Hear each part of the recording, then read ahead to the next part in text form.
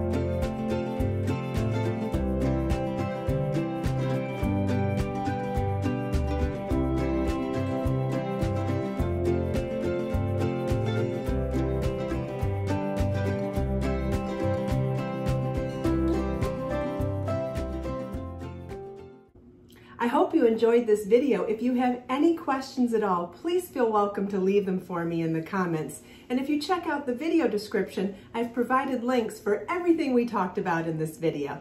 Let us make time to create, share, and inspire today and every day. I'll see you in the next video.